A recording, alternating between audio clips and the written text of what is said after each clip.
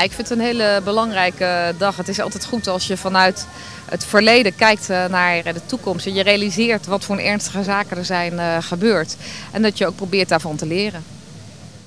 Er is dat je een instituut hebt wat naar die erfenis, naar je verleden kijkt. En vanuit dat verleden gewoon mensenhandel probeert te bestrijden overal in de wereld. Juist omdat je weet hoe ernstig het ook was. Dus ik vind het juist heel goed dat je dit soort herdenkingen hier voortdurend hebt. Ik was goed aan, ons mensen kunnen paradentje.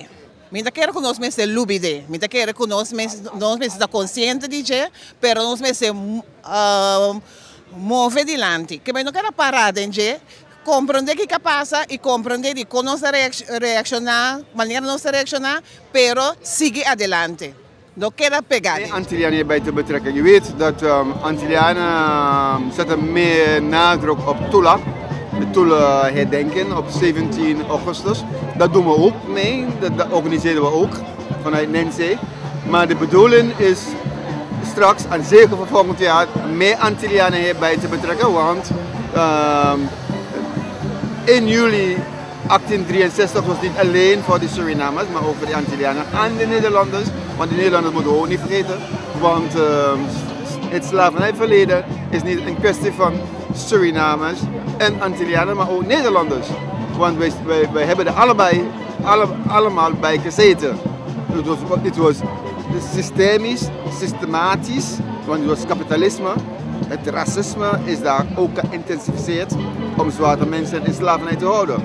Dus het is een kwestie van witte en zwarte, wij zijn allemaal samen in dat slavernijverleden. Onze bedoeling is meer Antillianen hierbij te betrekken, maar ook meer Surinamers en meer Nederlanders bij de 17 augustus Tula herdenking te betrekken. Sterker nog, we hebben professor Jan de Paule al gecontacteerd om de keynote speaker op 17 augustus te zijn.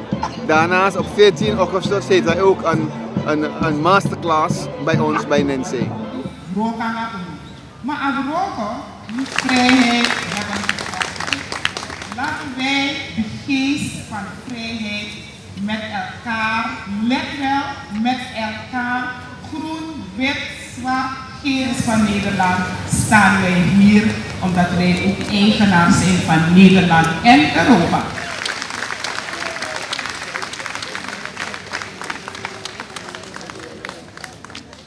Het herdenken van het slavernijverleden op de dag dat de slavernij werd afgeschaft is daarom in de eerste plaats een viering van hun overwinning. Maar er zijn meer aspecten aan het herdenken van het slavernijverleden. Het past mij te herhalen wat namens de Nederlandse regering al een aantal malen is gezegd, onder andere bij de onthulling van dit monument en waar ik ook in de Kamer over heb gesproken.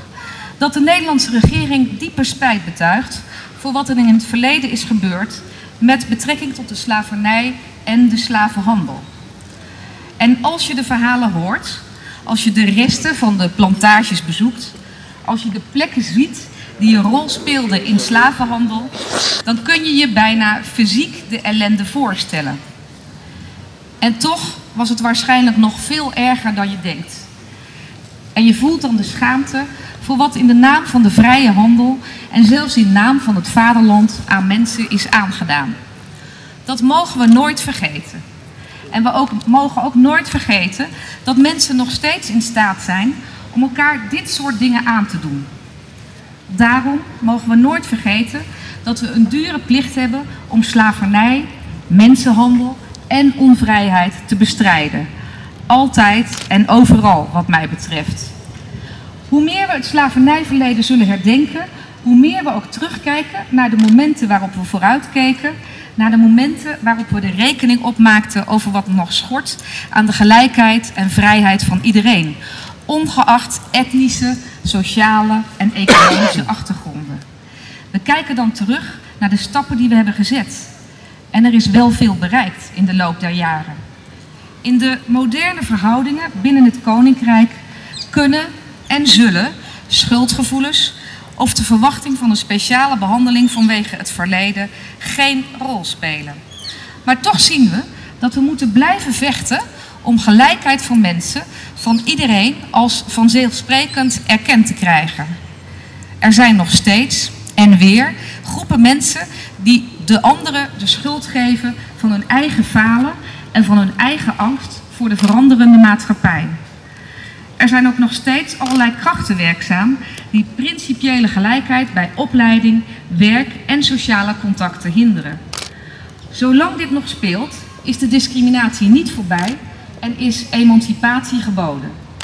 En emancipatie is niet het terugtrekken op eigen stellingen tegen anderen. Het is ook niet nieuwe regels maken.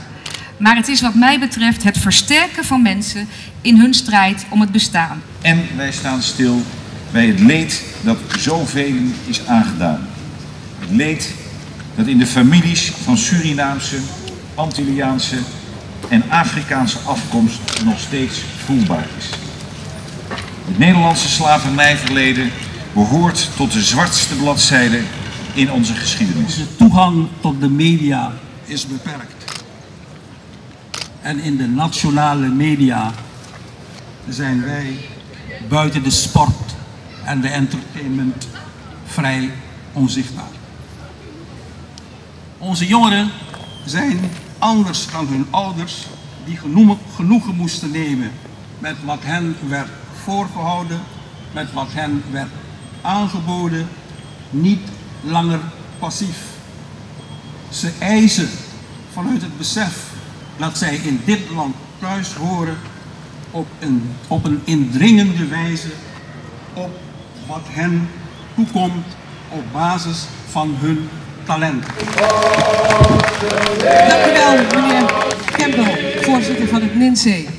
En voordat we overgaan tot de kranslegging wil ik u vragen om 1 minuut stilte te houden ter nagedachtenis gedurende de slavernij.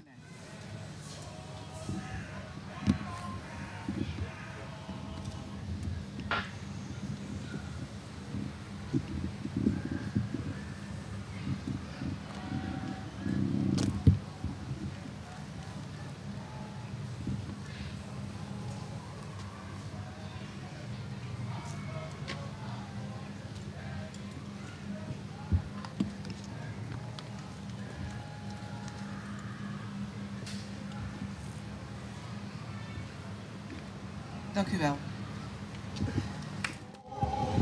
Nergens is het land zo groot.